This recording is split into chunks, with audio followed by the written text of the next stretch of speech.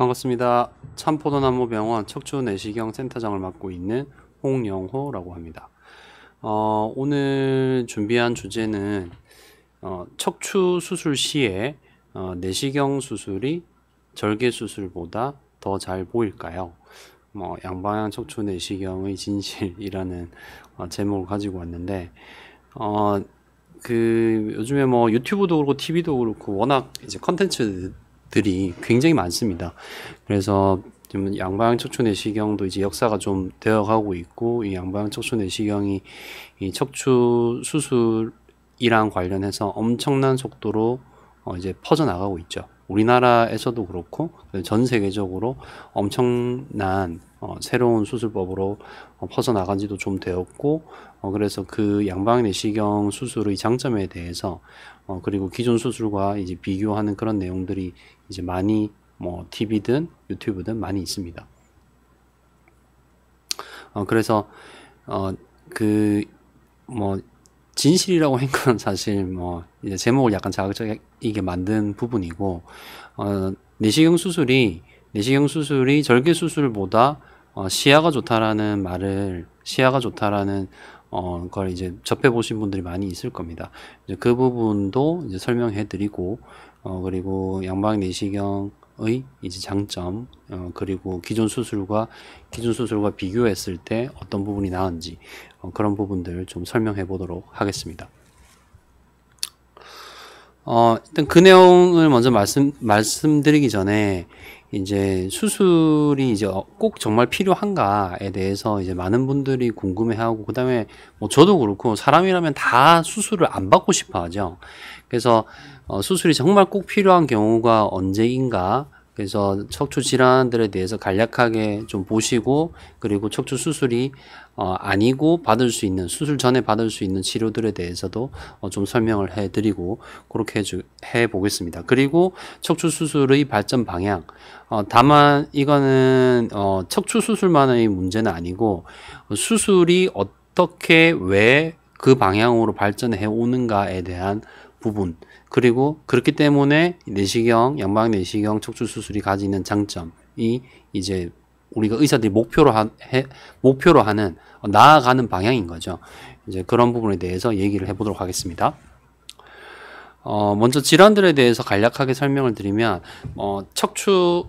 허리 질환들, 요추부 질환들, 경추 쪽보다는 요추 쪽이 훨씬 질환이 많고, 그리고 흉추 쪽에는 훨씬 더 이제 질환이 적습니다. 그래서 많은 분들이 이제 허리 질환으로, 디스크, 협착증 등의 질환으로 이제 고생을 하시는데, 가장 대표적인 질환 3개, 디스크, 협착증, 그리고 전방전이증 한번 간략하게 설명해 보도록 하겠습니다. 허리 디스크라고 하죠. 허리 디스크라는 병은 실제로는 이제 명칭이 사람들이 이제 줄여서 허리 디스크라고 하지만, 디스크는 이 네모나게 보이는 척추뼈와 척추뼈 사이에 들어있는 이 까만 부분, 이거 이제 연골판인데, 이 연골판의 이름이 디스크입니다. 우리 옛날에 이제 CD라고 하죠. 컴팩트 디스크.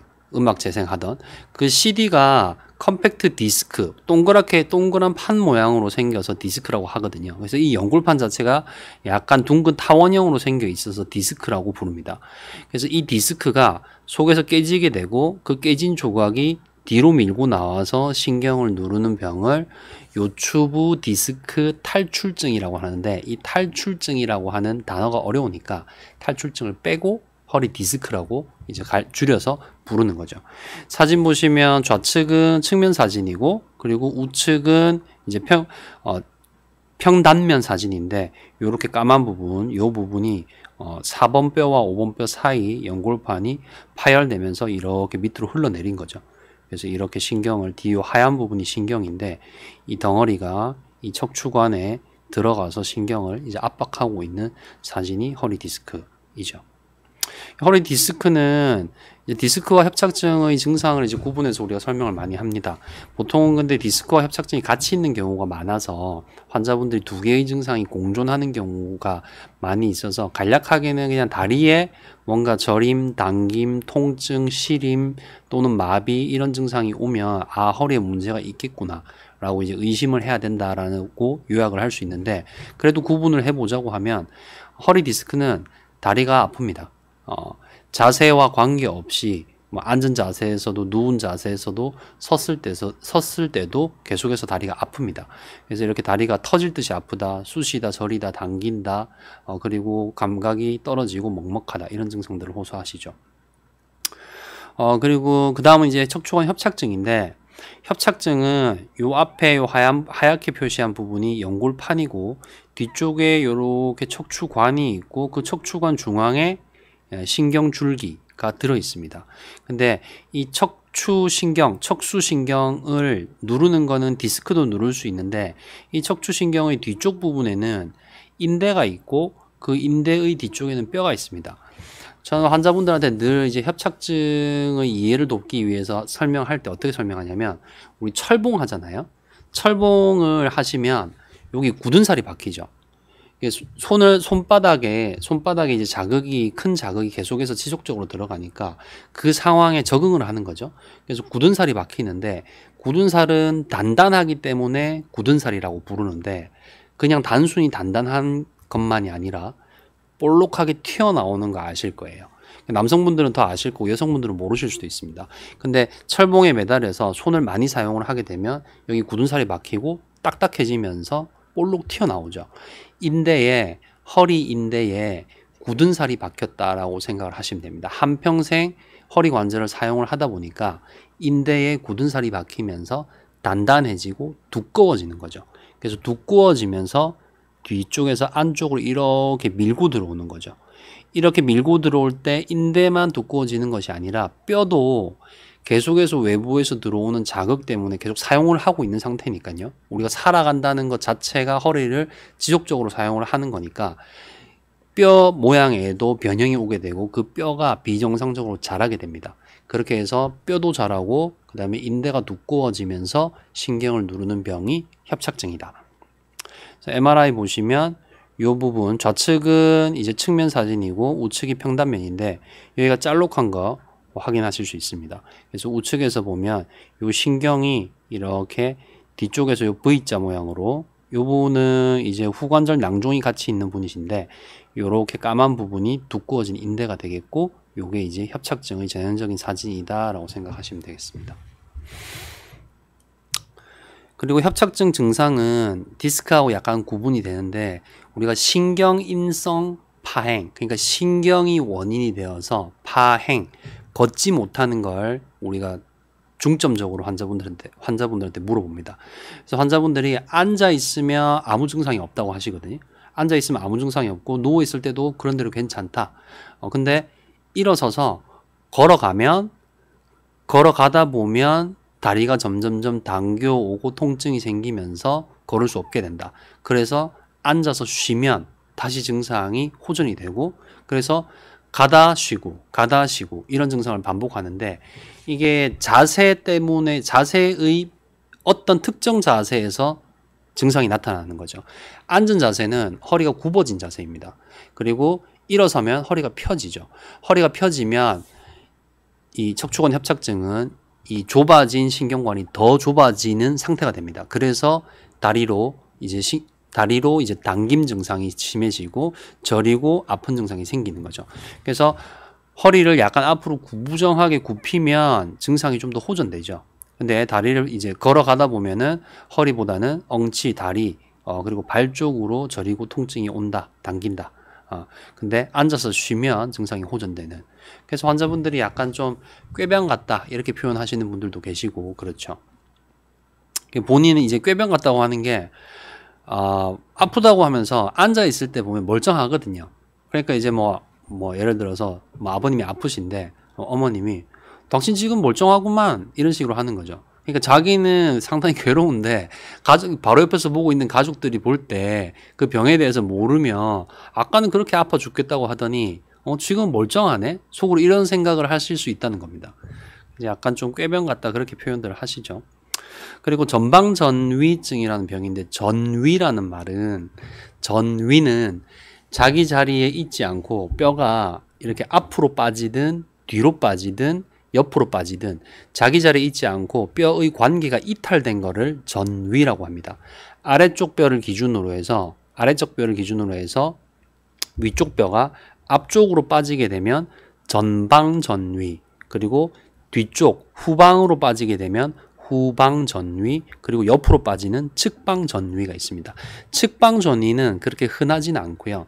전방전위와 후방전위를 우리가 임상에서 흔히 만나게 되는데, 후방전위보다는 전방전위가 증상을 심하게 일으키고 이 전방전위로 인해서 수술을 받는 분들이 많으십니다. 그래서 엑스레이 보시면 이렇게 요 마디에 뼈가 어긋난 거, 위에 뼈가 밑에 뼈보다 이쪽이 배꼽 쪽이거든요. 배꼽 쪽이고 등 쪽인데 앞쪽으로 빠져 있죠. 예. 그래서 이 MRI를 찍어 보면 이렇게 뼈가 어긋난 마디에서 신경이 눌려 있는 겁니다. 전방전이증 같은 경우는 결과적으로 척추관 협착증이 같이 동반되는 경우가 대다수입니다. 그래서 원인은 뼈가 빠져서 흔들리는 게 원인인데, 이 흔들리는 것 때문에 척추 후관절 뒤쪽 부분에 그만큼 부하를 많이 걸리게 되고, 그래서 아까 설명드린 것처럼 그 뒤쪽에 있는 임대가 심하게 일을 하는 상태가 되고 굳은 살이 박히면서 두꺼워지고 단단해지는 거죠. 그게 이제 전방전위가 되겠습니다. 전방전이증은 척추관 협착증하고 증상이 상당히 비슷합니다. 상당히 비슷한데 거기에 더해서 심한 허리 통증이 같이 있는 경우가 많습니다. 물론 척추관 협착증에도 허리 통증은 가장 대표적인 증상 중에 하나인데, 척추관 협착증은 또 허리 통증이 그렇게 심하지 않으신 분들도 있긴 하거든요. 근데 전방전이증도 이제 그런 경우도 있긴 하지만 둘 굳이 비교하자라고 하면 그런 정도의 차이가 좀 있을 수 있다. 근데 아까 설명을 시작하기 전에도 제가 말씀드렸지만 디스크, 협착증, 전방전이증 다 허리에 신경이 눌리면서 그 다리로 내려가는 신경에서 증상이 생기는 겁니다. 그래서 다리 쪽으로 뭐 걸어가면서 증상이 심해지든 안 그러면 가만히 있을 때도 아프든지 간에 뭐 당긴다, 저리다, 그리고 뭐 아프다, 또는 감각이 떨어지고, 그리고 다리에 힘이 좀 없는 것 같다. 안 그러면 화장실을 너무 자주 가는 것 같다. 안 그럼 나는 원래 변비가 있는 사람이 아닌데 이상하게 변비가 심해졌다. 이런 증상들이 다 척추 질환, 그러니까 요추부 질환에서 올 수가 있겠습니다. 여기까지 설명 들었고 잠깐 끊고 가도록 하겠습니다. 질문들 이제 많이 주셨는데 질문 대답 조금 하고 넘어가도록 하겠습니다. 초코송이 암년님 늘 와서 들어주셔서 감사합니다. 네, 먼저 순서대로 대답을 하도록 하겠습니다. 10대들 몸짓의 주차장 초토화, 제목도 너무 재밌으신데, 보통은 척추관 협착증이라는 게 유전성인지 유전성이 아닌지 궁금합니다. 유전성이라면 관리를 아무리 잘 해도 가망이 없는 건지도 궁금합니다. 현대의학은 거의 대부분의 질환들이 유전적인 그러니까 부모한테 물려받았다라는 그런 개념보다도 유전자에 어느 정도 소인이 있는 걸로 보는 경우가 많이 있습니다. 그래서 뭐 한 가족이 통째로 저한테 다니는 이 가족들이 여러 가족들이 있습니다. 그래서 뭐 그건 저만 그런 게 아니고 많은 선생님들이 이제 그런 걸 느끼시고, 뭐 예를 들어서 부부가 왔는데 그 부부의 양가 부모님도 오고 그 부부의 자제분들도 다 오고, 그렇게 해서 다 같이 뭐 디스크가 있다든지 협착증이 있다든지 그렇게 하는 가족분들이 있거든요. 유전성이 아예 없지는 않은데, 그렇다고 하더라도 초토화님께서 그렇게 그러니까 가망이 없는 거냐라는 얘기는 좀 너무 이제 절망적이죠. 절망적인 얘기가 되는 거죠. 왜냐하면 똑같은 두 사람, 똑같은 병을 가지고 있는 두 사람이라고 하더라도 그 시점에서 앞으로 관리를 어떻게 하느냐에 따라서 향후 5년 뒤, 10년 뒤 또는 20년, 30년 뒤에 그 병의 상태는 극단적으로 달라질 수 있습니다. 그렇기 때문에 우리가 관리를 해야 되는 것이거든요. 그래서 뭐 유산소 운동해야 되고 근력 운동해야 되고, 나중에 제가 항상 비욘디 와서 이제 뭐 말씀드릴 때 제일 마지막에 항상 운동을 말씀을 드리거든요. 오늘도 그렇게 준비를 했고 나중에 어떤 운동을 하고 그런 부분도 좀 말씀을 드리도록 하겠습니다. 유전적인 성향은 있을 수 있다. 그렇지만 그거는 우리가 뭐 그런 얘기 하지 않습니까? 내가 어떻게 조절을 할 수 있는 것과 조절을 할 수 없는 것을 구분을 하고, 그리고 내가 조절할 수 있는 건 스스로 노력을 해야 되는 게 그게 인생이니까요. 그래서 병이 있다 하더라도 할 수 있는 노력을 하면 차후에 10년, 20년 뒤, 나중에 그리고 나이를 많이 먹게 됐을 때에 병이 덜 할 수 있다. 그래서 내가 덜 고생할 수 있다. 이런 개념을 가지셔야 되겠습니다. 그게 긍정적인 마음이기도 하고, 그 다음에 실제로 이건 뭐 연구로 다 증명이 되어 있는 거니까요. 그리고 부장님 기다리는 애들. 부장님 기다리는 애들은 대리님들인가요? 양방향 내시경이라는 게요, 선생님, 두 방향으로 수술을 동시다발적으로 진행하는 건가요? 그게 장점이 뭔지요? 이 이름이 양방향 내시경인데요. 원래 양방향 내시경이 나오기 전에는 단방향 내시경이 있었습니다. 근데 그때 양방향 내시경이 나오기 전에는 이제 단방향이라기보다는 단일공이라고 해야 되겠죠. 양방향 내시경은 이중공 내시경이라고 이해하시는 게 더 쉬울 것 같습니다. 그래서 단일공, 이중공 그렇게 구분을 할 수 있는데, 양방향이라고 이제 이름을 이제 붙였던 거는 그 단일공 내시경을 양쪽으로 했던 연구가 있었거든요. 좀 오래된 연구이기는 한데 그거하고 구분을 하기 위해서 이름을 그렇게 붙여 놓은 겁니다. 그래서 이중공 내시경이고 구멍을 2개 뚫고 하는 내시경이다. 그리고 구멍을 하나 뚫고 하는 내시경도 있다. 2개의 내시경이 조금 다릅니다. 그래서 양방향 내시경 같은 경우는 구멍을 2개 이용을 하기 때문에 사용하는 기구의 제약이 거의 없습니다. 그래서 우리가 절개하는 수술을 할 때 쓰는 기구들 있죠. 그 기구들을 거의 그대로 사용을 할 수 있어서 조금 큰 기구도 사용을 할 수 있고, 그래서 수술을 할 때 이제 그 단일공 내시경은 조금 제약들이 있는데 그런 부분들이 좀 더 유리하다. 그런 장점이 있습니다. 부장님 기다리는 애들님. 그리고 Nothing Without You 님께서 협착증 걸리면 러닝머신 뛰기도 힘들겠지요. 근데 이거는 병이 어느 정도 있는지에 따라서 환자분들마다 증상은 이제 차이가 많이 날 수 있습니다. 사실 10m도 못 걸어가시는 분들이 있거든요. 그런 분들 같은 경우는 사실 러닝머신 뛰는 건 거의 불가능하겠죠. 그렇지만 조금 증상은 있지만 그래도 나는 걷기 운동도 많이 하고 그리고 하루에 그래도 한 20-30분씩 뛴다 하시는 분들도 많이 있고요. 그거는 환자분들이 가지고 있는 증상의 범위에 따라서 좀 차이가 많이 날 수 있을 것 같습니다. Nothing Without You님, 후방전이증이라는 말은 왜 없나요? 제가 아직 방금 들어오셨나봐요. 제가 방금 전이증에 대해서 설명을 드렸고, 아랫뼈를 기준으로 위에 뼈가 앞쪽으로 전방으로 전위되면 전방전위라고 하고, 아랫뼈를 기준으로 위에 뼈가 뒤쪽으로 후방으로 전위되면 후방전이증이라고 하고, 좌우로 옆으로 빠지는 경우를 측방전이라고 한다고 말씀드렸습니다. 후방전이증이라는 단어는 있습니다. 실제로 환자들도 있고요. 그리고 보람의 살쾡이님, 안녕하세요. 척추수술할 때 내시경이 잘 보이나?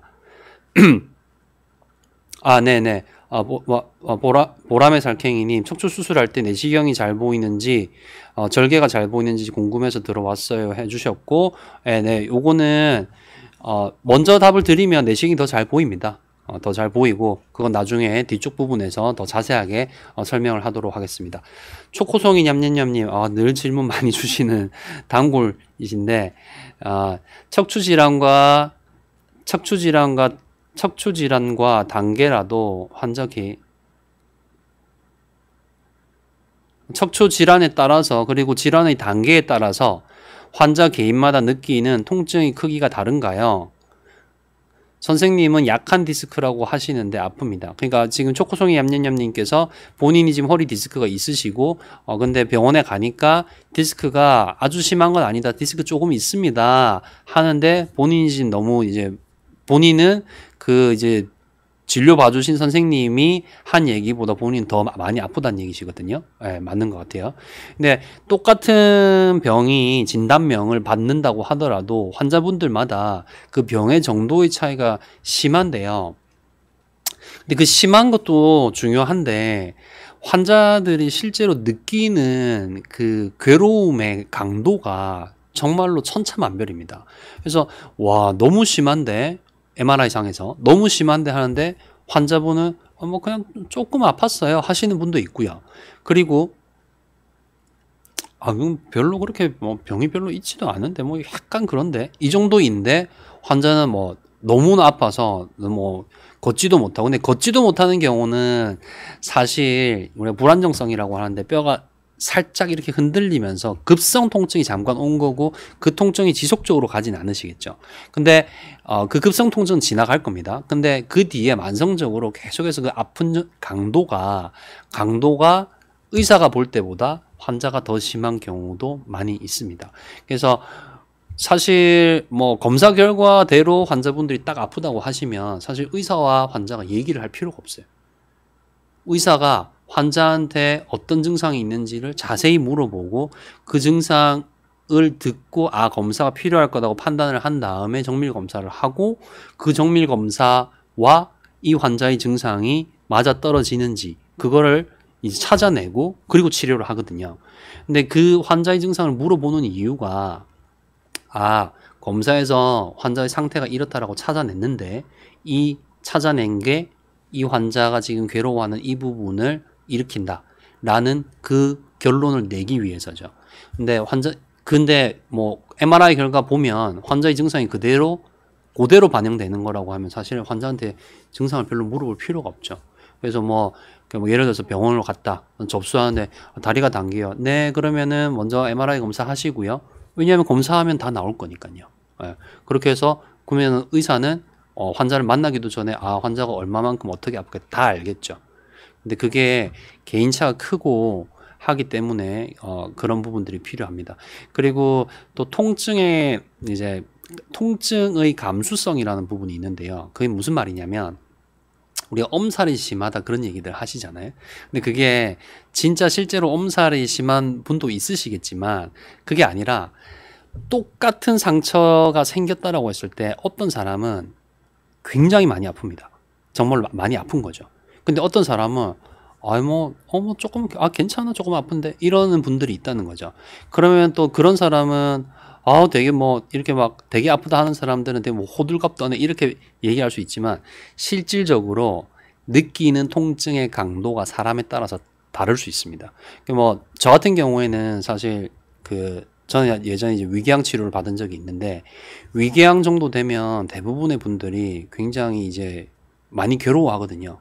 근데 저 같은 경우는 내장기관 쪽은 특히나 저 같은 경우는 통증의 감수성이 굉장히 떨어집니다. 근데 이게 좋은 게 아니라 병이 있는데도 별로 괴로운 걸 못 느끼게 되면 자기가 아픈지 안 아픈지를 모르게 돼요. 그래서 병원에 가는 시간이 늦어집니다. 근데 이제 그 위궤양 같은 경우에 처음에는 발적이라고 하고 약간 빨개진 걸 얘기하죠. 근데 미란이라고 하는데 미란은 살짝 까지는 걸 얘기하거든요. 근데 발적만 돼도 되게 그 감수성이 높은 분들 같은 경우에는 너무 속이 안 좋고 배가 아파서 일상생활을 못할 만큼 아프신 분들이 있거든요. 그 정도로 극단적으로 통증을 느끼는 그 감수성이 차이가 날 수 있습니다. 그래서 개인마다 느끼는 통증의 크기는 다릅니다. 초코송이 냠냠냠님. 그리고 보람의 살쾡이님이 날씨가 추워지니 허리가 더 아픕니다. 날씨와 신경외과 질환이 상관관계가 있는 건가요? 네, 있습니다. 일단 기본적으로 날씨가 추워지면 몸의 근육들이 전체적인 긴장도가 상당히 올라갑니다.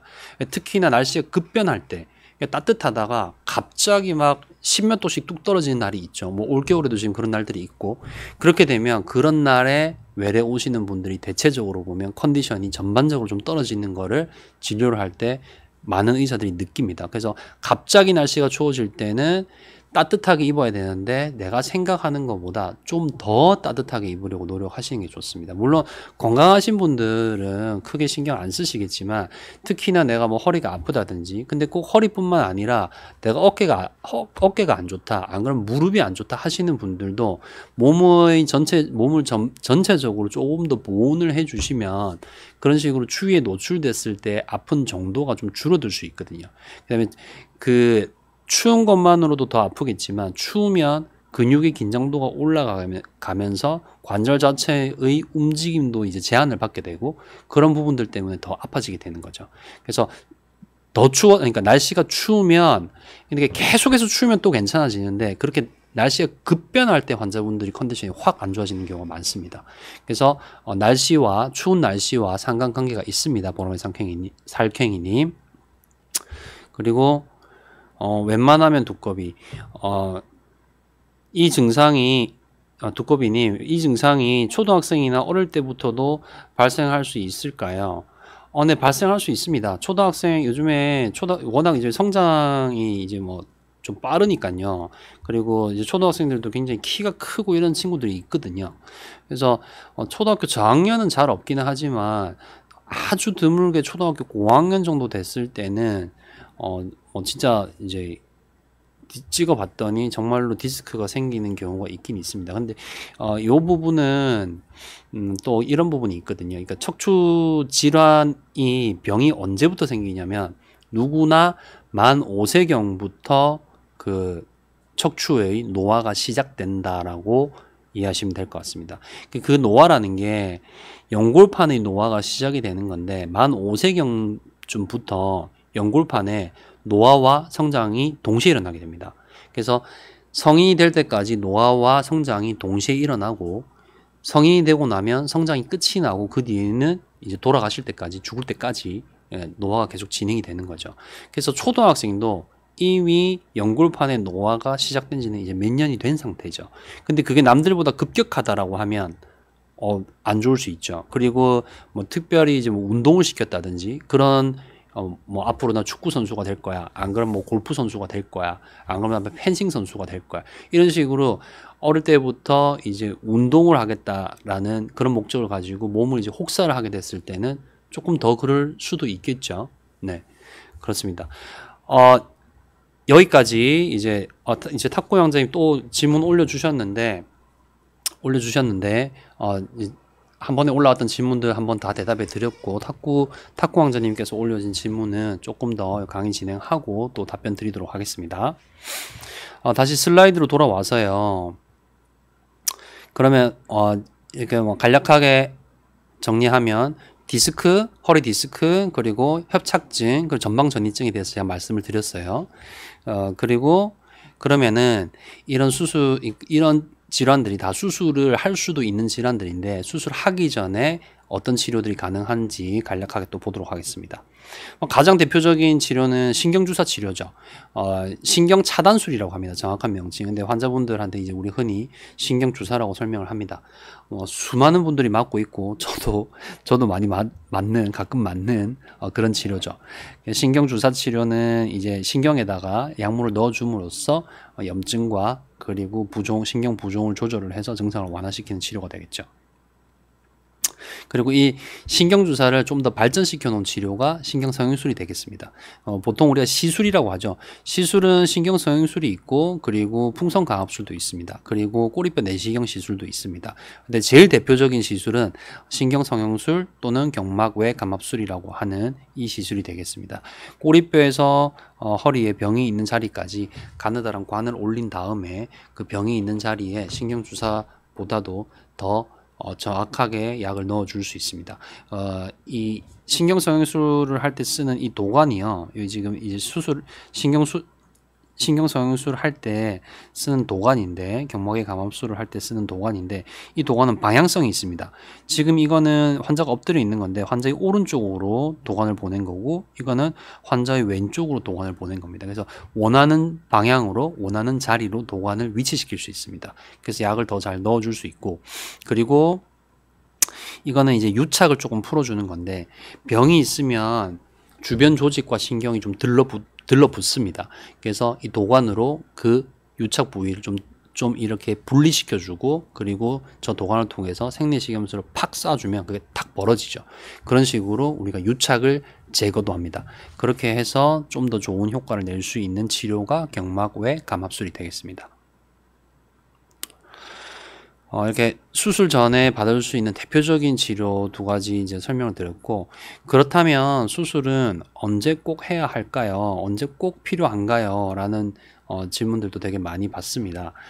지금 앞서 설명드린 신경주사 치료, 그리고 이제 경막의 감압술 시술, 이런 치료를, 그런 종류들은 이제 보존적인 치료라고 합니다.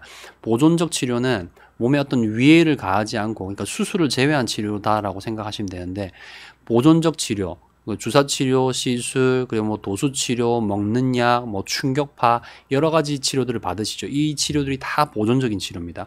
보존적인 치료를 했는데도 호전이 되지 않고 환자의 증상이 계속해서 지속되는 경우, 근데 그 지속되는 증상의 강도가 일상생활에 영향을 주고 그 다음에 환자가 너무 괴로워하는 경우에는 우리가 수술을 하게 됩니다. 그래서 그 증상이라는 거는 이제 뭐 허리 통증부터 엉치 통증, 그리고 다리 통증, 저림, 그리고 뭐 당김, 이런 증상들이 되겠죠. 근데 지금 말씀드린 건 다 이제 감각과 관련된 부분입니다. 저림, 통증, 당김, 이런 건 이제 감각인데, 이제 마비는, 감각이 떨어지는 건 이제 감각마비라고 하는데, 감각마비가 아니라 운동마비라고 하는데, 운동마비는 예를 들어서 4, 5번 마디에서 디스크가 생기면은 5번 신경이 눌리거든요. 근데 5번 신경은 발목을 들어 올리는 동작과 그리고 엄지발가락을 들어 올리는 동작, 이 동작이 이 5번 신경이 관장을 하고 있습니다. 담당을 하고 있습니다. 그래서 5번 신경이 너무 심각하게 눌려 있는 상태가 되면 이 신경이 이제 기능을 못하게 되는 거죠. 그래서 발목을 정상적으로 들어 올리는 힘이 5점인데 환자가 미약하게, 남들은 걷는 걸 봤을 때 특별히 이상하다 하지 않는데 환자가 발목이 약간 좀 내 발 같지 않아요. 그리고 약간 좀 흔들리는 느낌도 있고 힘이 좀 없어요. 이렇게 하고 오는 경우 있고, 그게 아니라 아예 발목을 이만큼도 못 들어 올리는 상태로 오시는 경우가 있습니다. 마비가 생긴 경우는 조금 급한 상황입니다.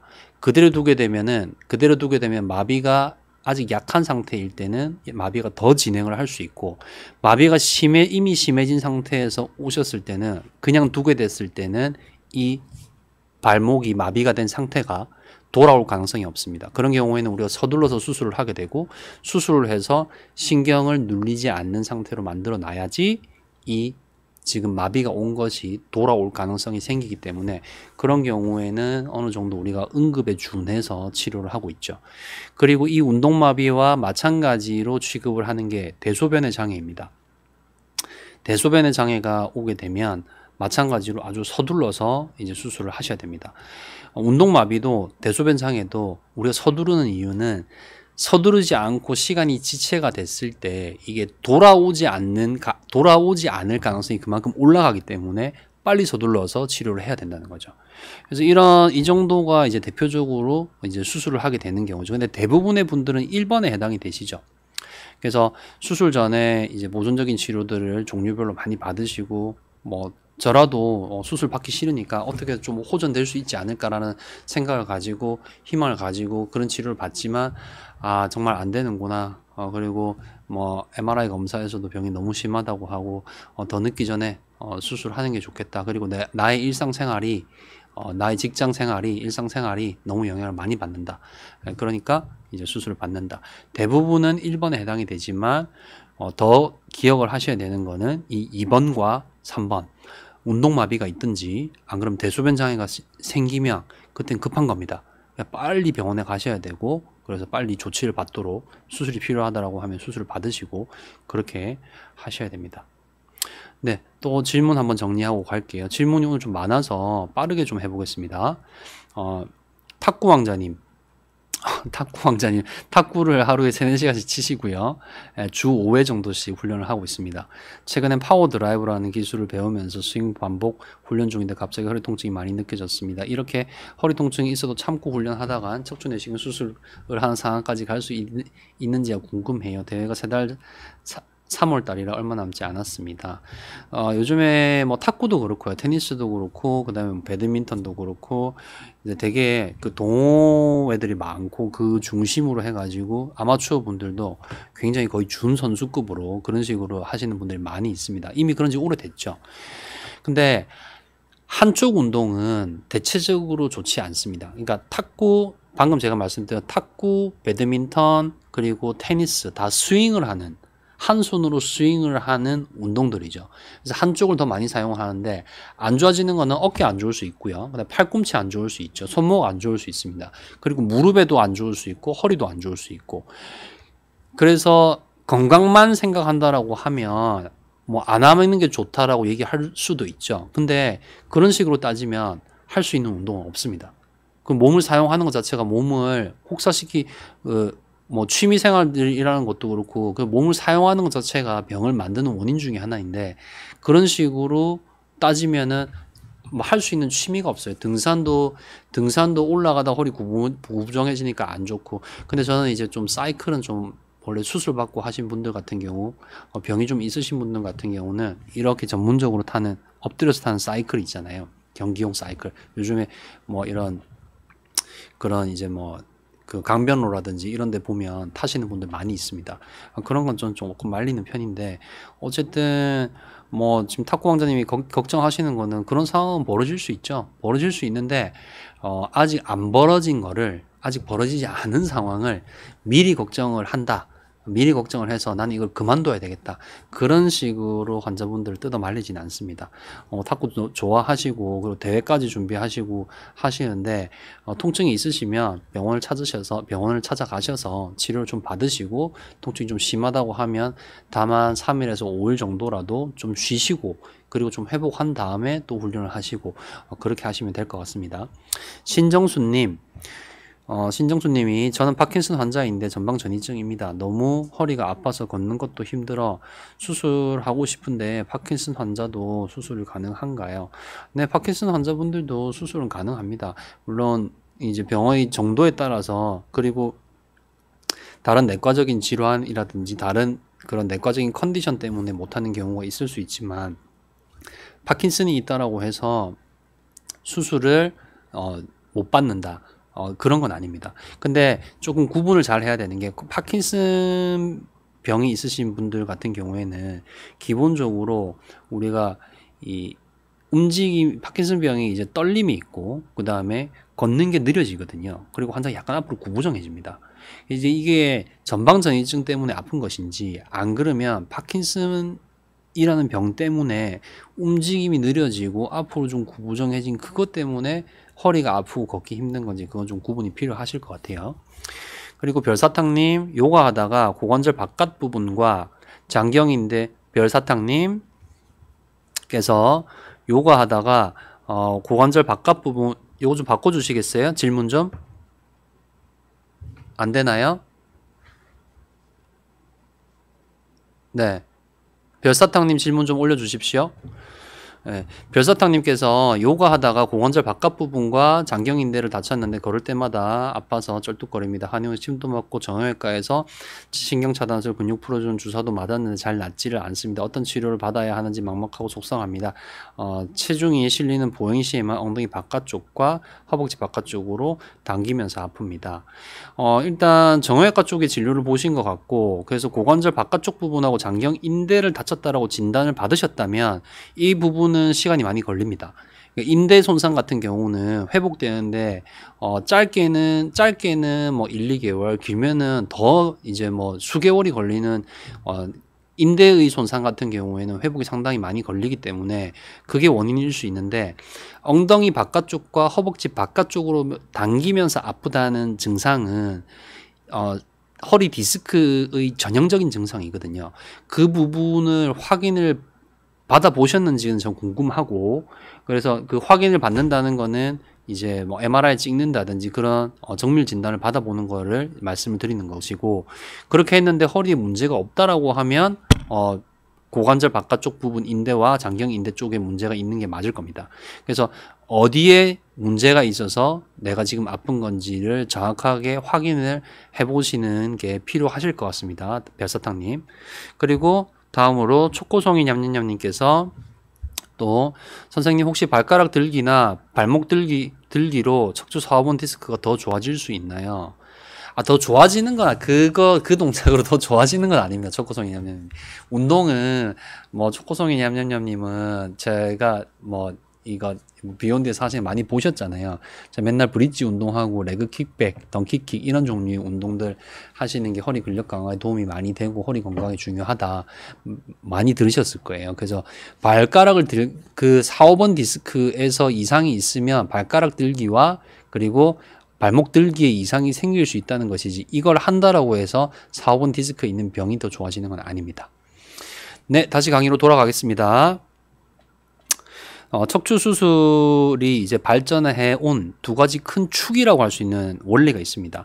하나는 침습성의 최소화라고 하고 또 하나는 수술 시야의 발전입니다. 침습성의 최소화라는 건 뭐냐면 수술을 한다는 건 그 병이 있는 자리까지 들어가야 되거든요. 그러니까 뭐 맹장 수술을 한다라고 하면 맹장까지 들어가서 맹장을 떼내는 거죠.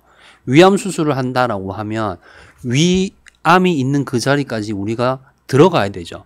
그래서 그거를 배를 열고 들어갈 거냐, 안 그러면 요즘에 위내시경으로 위암 절제술 많이 하거든요. 위내시경을 통해서 들어가서 그 위암을 도려낼 거냐, 어쨌든 그 병이 있는 자리까지 들어가야 됩니다.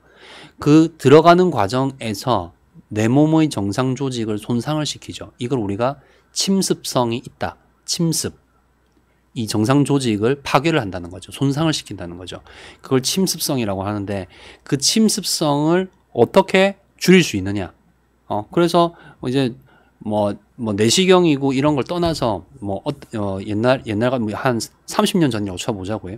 원래 처음에 어떤 젊은 의사가 허리 디스크 수술하는데 이만큼 째고 수술을 했는데 이제 많이 했어요. 그 자기 익숙해져서 이만큼 이제 안 째도 될 것 같아. 요만큼만 절개를 하고 수술해도 나는 충분히 수술을 잘 할 수 있어. 똑같은 결과를 낼 수 있어. 그렇게 수술 절개 사이즈라도 줄이는 거죠. 이게 침습성을 줄이는 거죠. 근데 그런 식으로 절개 사이즈를 줄이는 것만으로는 한계가 있죠. 그래서 침습성, 이게 이제 옛날에 이제 하던 절개 수술이죠. 옛날에 하는 게 아니고 요즘에도 많이 합니다. 저도 절개 수술을 할 때가 있습니다. 꼭 필요한 경우가 있거든요. 그래서 이렇게 크게 째고 이렇게 피부를 다 벌려놓고 척추를 다 노출시킨 다음에 수술을 하는 겁니다.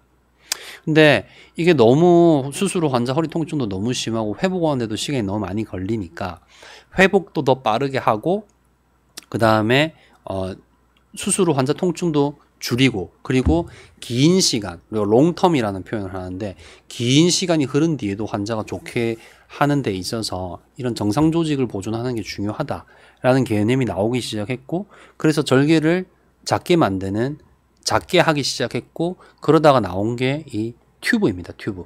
금속으로 된 튜브인데 통을 탁 꼽아서 수술을 하는 거죠. 이렇게 크지 않습니다. 요만합니다. 그것도 사이즈가 있는데 제일 작은 게 이제 16mm, 큰 건 24mm 정도까지 있습니다. 그 통을 꼽아서 수술을 하면 이제 주변에서 연부 조직들이 밀려 들어와서 시야를 방해하는 걸 막아주고, 그리고 수술 부위를 노출시켜 놓고 수술을 하는 거죠. 그리고 정상 조직들은 많이 보존할 수 있고, 근데 여기에서 더 나아가서 이 튜브보다도 더 근육 손상을 덜 시키고 싶다. 그래서 나온 게 이제 내시경이죠.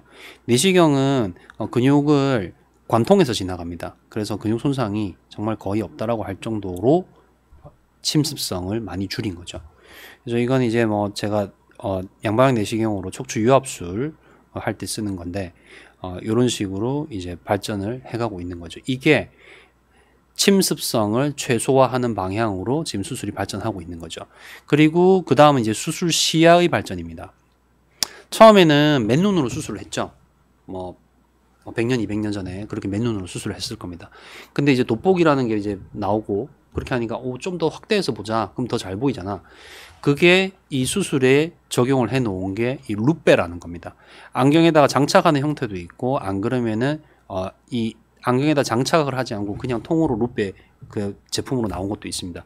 루페는 끼면 굉장히 크게 확대를 해줍니다. 보통 앞에 라이트가 달려 있고 조명이 달려 있어서 수술 시야에 빛을 비춰주고 그걸 확대해서 보는 거죠. 그 돋보기 안경을 이용해서 더 잘 본다고 생각하면 됩니다. 근데 이것만으로는 부족하다. 더 자세히 보고 싶다. 더 자세히 보고 그래서 더 안전하고 더 수술을 잘하고 싶어. 그리고 환자를 더 잘 회복시키고 싶어. 그렇게 해서 나오게 된 게 이 수술 현미경입니다. 미세 현미경이라고 하죠. 이 S88이라는 모델인데 제가 쓰고 있는 모델입니다. 사진은 이제 제가 이 S88이라는 현미경을 이용해서 수술하는 장면이고 제 사진이고, 저도 이제 절개해서 튜브를 가지고 이 미세 현미경을 가지고 수술을 할 때가 있습니다. 이 미세현미경은 정말로 이 우리 신경외과의 역사에 있어서는 정말로 혁신이었습니다. 뇌 수술을 하는 것도 그렇고 척추 수술을 하는 것도 그렇고 이 미세현미경으로 나옴으로써 그 이전 시대와 이 미세현미경이 나온 시대가 완전히 달라지게 됩니다. 그 정도로 수술을 엄청나게 발전시켜준 장비이죠. 근데 이제는 내시경의 시대가 온 거죠. 이 내시경은 이런 장비입니다. 이것도 제가 수술하고 있을 때 찍은 사진이고, 왼손에 내시경 카메라를 들고 오른손으로 이제 여러 종류의 기구들이 왔다 갔다 하면서 수술을 하게 되죠. 내시경과 이제 오늘 제목에 대한 답변이 될 텐데, 좌측은 미세현미경으로 이제 제가 수술했던 장면을 캡처한 것이고, 아래쪽은 제가 양방향 내시경으로 수술했던 장면을 캡처한 겁니다. 여기 보면 요거는 이제 인대고요. 요 부분이 신경이고, 여기 내시경에서는 요게 이제 전체가 이제 신경 줄기입니다. 내시경이 더 와이드한 이 시야를 제공을 하고, 아주 정말 작은 혈관까지도, 아주 미세한 혈관까지도 훨씬 더 잘 보입니다. 사실 제목 자체에 대한 대답은 그게 질문이냐? 척추하는 사람들끼리 그게 질문이냐 할 만큼 시야의 차이가 많이 납니다. 그래서 미세현미경도 물론 안 보이는 게 아닙니다. 잘 보입니다. 너무나도 잘 보이지만 그걸 더 너무너무 잘 보이게 지금 이 내시경이 발전을 하고 있고, 내시경이 초창기만 해도 미세현미경보다 시야가 좋지 않았습니다. 근데 아시는 분들은 아시겠지만 우리 그 DSLR이라든지 이런 카메라 있지 않습니까? 카메라 장비들이 엄청나게 발전하고 있거든요. 이 카메라의 발전은 렌즈의 발전과 관계가 있습니다. 그래서 그 많은 이 렌즈 대표적인 그 렌즈 회사들이 있고, 그 광학 기술이라고 하죠. 그 광학 기술이 엄청나게 발전을 하고 있고, 그와 함께 이 이미지를 디지털로 재구성하는 기술들도 엄청나게 발전하고 있습니다. 이런 것들이 다 접합이 되면서 이 내시경 카메라에서 나오는 이미지가 진짜 너무나도 빠른 속도로 발전을 했고, 지금은 이제 미세현미경과 내시경의 이미지가 비교하기 힘들 정도로 두 개의 이 화질도 그렇고 볼 수 있는 정도가 차이가 많이 납니다. 그래서 오늘 이제 이 강의 제목, 내시경 수술이 절개 수술보다 더 잘 보이나요? 절개 수술은 이제 맨눈 수술도 있고, 그리고 미세현미경 수술도 있습니다. 절개 수술. 그래서 미세현미경이랑 비교를 했을 때 내시경 수술이 훨씬 더 잘 보인다. 난 대답을 해드리겠습니다. 그래서 요거는 이제 제가 협착증 이제 양방향 내시경 통해서 수술한 장면 간단하게 편집해서 가지고 온 것이고, 두꺼워진 인대를 제거했고, 그리고 반대편에 두꺼워져 비정상적으로 자라 있는 뼈를 이렇게 제거를 하는 거죠. 요 부분이 신경입니다. 이 혈관들 정말 가늡니다. 이 기구, 방금 지나갔던 이 기구가요, 이 기구가 폭이 3mm거든요. 3mm인데 화면에서 이렇게 크게 보이는 거죠. 그래서 너무너무 깨끗한 장면에서 더 안전하고 그리고 병을 더 잘 치료할 수 있는 장점을 가지고 있습니다. 그리고 이건 기존 수술하고 그리고 양방 내시경을 비교했고, 절개가 더 작고, 그리고 정상 조직의 손상이 상당히 많이 줄어들었다. 그리고 정상 조직의 손상 자체가 적기 때문에 출혈량도 적습니다. 그리고 입원 기간도 내시경 수술이, 양방향 내시경 수술이 훨씬 더 짧다. 그런 장점이 있고, 이제 운동 얘기를 할 건데, 마지막 정리를 할 건데, 강나영님 질문 빠르게 정리하고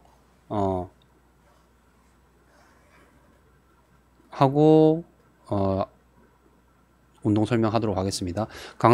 강나영님께서 안녕하세요 선생님, 허리 디스크나 협착증으로 다리에 통증이 있으면 서서 하는 다리 근력 운동, 서서 한쪽 다리를 뒤로 뻗는 동작을 안 하는 게 좋을까요?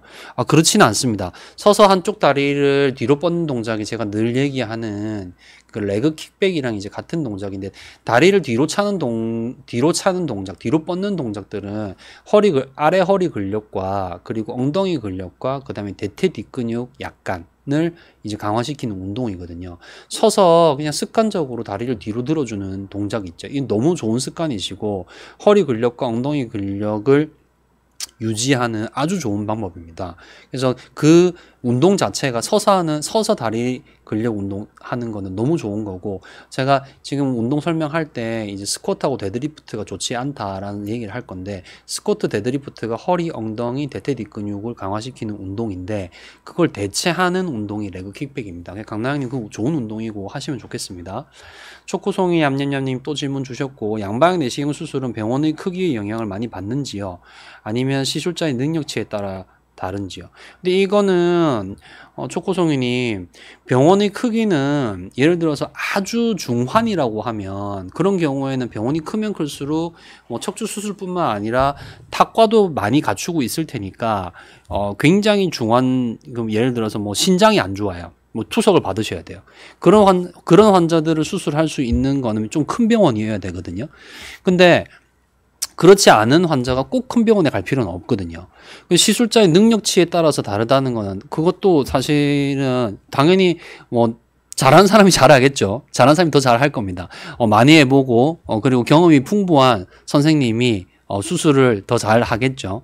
그래서 병원의 크기는 약간 그런 의미가 있고, 시술자의 능력치에 다르다는 거는 당연하죠.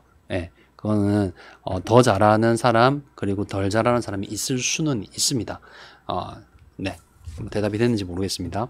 운동 설명하고 오늘 마치도록 하겠습니다. 슬라이드로 돌아와서 척추 보존 운동인데요. 제가 척추 보존 운동이라고 하고 앞전에도 설명을 많이 드렸습니다. 운동 자체가 척추의 병을 더 유발을 할 수 있다는 겁니다. 그래서 운동은 건강해지려고 하는 건데, 운동하면서 더 내 척추를, 내 관절을 망가뜨리지 않고 운동할 수 있는 방법이 없겠느냐라는 얘기거든요. 코어 운동이 중요한 건 이미 이제 다 아실 겁니다. 코어 운동, 대표적인 코어 운동 스쿼트죠. 그리고 대표적인 코어 운동 데드리프트입니다. 웨이트 트레이닝의 3대 운동이 스쿼트, 데드리프트, 벤치프레스거든요. 스쿼트하고 데드리프트는 약간의 차이가 있지만 기본적으로는 허리와 그리고 엉덩이 그리고 대퇴 뒷근육 이 부분들을 강화하는 운동인데, 코어 운동들 중에서도 이게 가장 중요하다고 생각하시면 되겠습니다. 근데 스쿼트와 데드리프트는 무게를 들게 되면 이 하중이 고스란히 허리에 다 걸리게 되거든요. 남성분들 약간 건장하다라고 하시는 분들 스쿼트 100kg 정도 하시거든요. 100kg 넘게 하십니다. 운동을 약간 꾸준히 하고 있는데 체구가 뭐 엄청난 건 아닌데 그래도 뭐 내가 꾸준히 하고 있고 엄청 마르진 않았어, 이런 분이면 스쿼트를 보통 뭐 90kg, 100kg 정도 하십니다. 근데 그 하중을 허리가 고스란히 받아야 되는 거죠. 그래서 운동을 하면서 근력은 강화될지 모르지만 척추 관절은 그 하중을 견뎌내고 있고, 이 관절이 퇴행성 변화가 더 조장이 되고 더 빨리 노화가 병이 생긴다는 거죠. 그래서 이걸 대체하는 운동에 대해서 제가 늘 말씀드리고 있고, 브릿지 운동은 대표적으로 허리, 엉덩이, 대퇴 뒷근육 강화시키는 운동입니다. 그냥 아무 무게도 안 들고 하면 운동 강도가 약하다, 그러면 바벨 브릿지라고 합니다. 또는 웨이티드 브릿지라고 하는데, 이 무게를 얹어서 운동을 하시면 강도를 올리실 수 있습니다. 그리고 레그 킥백, 좀 전에 강남님께서 물어보셨던 거죠. 그렇게 서서 다리를 뒤로 차는 동작을 종류들을 레그 킥백이라고 하고, 요거는 레그 킥백이고 덩키킥이라고도 하죠. 당나귀 뒷발차기라는 거죠. 다리를 뒤로 들어 올리는 동작. 이것도 마찬가지로 허리, 엉덩이, 대퇴 뒷근육 강화 운동이고, 강도를 올리기 위해서 이런 식으로 밴드를 이용하실 수 있고, 헬스장을 다니신다라고 하면 헬스장에서 케이블 레그 킥백이라고 검색해 보시면 이미지 찾으실 수 있는데, 어떤 헬스장을 가셔도 케이블 머신이 있습니다. 그 케이블 머신을 발목에 묶고 무게를 올리면 됩니다. 무게를 올리고 다리를 뒤로 차시는 거죠. 강나영님께서 아까 말씀하신 거 서서 다리 뒤로 올리는 거 있죠. 그거를 케이블을 연결을 해서 무게를 좀 올린 상태로 하면 운동의 강도를 좀 더 올릴 수 있습니다. 그 레그 킥백과 그리고 브릿지 운동은 무게를 올려도, 그 예를 들어서 이 바벨 브릿지를 한다라고 했을 때, 이걸 100kg로 얹고 운동을 한다라고 했을 때 이 100kg의 무게가 허리를 위아래 방향으로 수직으로 그 무게가 하중이 걸리지가 않아요. 그래서 연골판에 그 하중이 그 100kg의 무게가 연골판에 수직으로 걸리지가 않기 때문에 노화를 조장을 하는 게 데드리프트나 스쿼트보다 훨씬 덜하다는 거죠. 네. 거의 없다고 할 수 있는 수준입니다. 그래서 이런 식의 운동을 하시고, 그리고 코어 운동 중에 등 운동 중요하죠. 랩풀다운 하시는데 이건 집에서 할 수 있게 밴드로 하는 것이고, 헬스장에서 하실 때 랩풀다운 머신이 있습니다. 랩풀다운 머신 이렇게 당겨 내릴 때 뒤쪽 목 뒤로 내릴 수 있고, 그다음에 가슴 앞으로 내릴 수 있죠. 뒤쪽으로 하는 거는 경추의 커브를 이제 좀 되게 자극할 수 있기 때문에 가능하면 앞쪽으로 하시는 게 좋습니다. 우리는 그 미스터 코리아나 이런 그런 이 보디빌딩을 하는 게 아니죠. 우리는 건강에 대해서 얘기를 하는 것이고, 건강한 몸을 원하는 거거든요. 아름다운 몸을 원하는 게 아니라 건강한 몸을 원하는 겁니다. 그래서 운동을 할 때도 무리가 되는 동작, 그런 것들은 좋지 않습니다. 그래서 척추의 이제 얼라이먼트라고 우리가 얘기를 하는데, 이 서 있는 게 잘 유지되는 식의 운동이 더 좋겠다는 거죠. 똑같이 랩풀다운을 한다 하더라도. 오늘 질문들 답변이 됐으면 좋겠고요. 그리고 마지막에 말씀드린 요런 운동 원리, 요런 거 좀 이해하시고, 일상생활 할 때 중간중간에 운동해 주시면 좋을 것 같습니다. 많은 도움 되었으면 좋겠고, 다음에는 더 좋은 내용으로 찾아뵙도록 하겠습니다. 참포도 나무병원 척추내시경 센터장 홍영호였습니다. 감사합니다.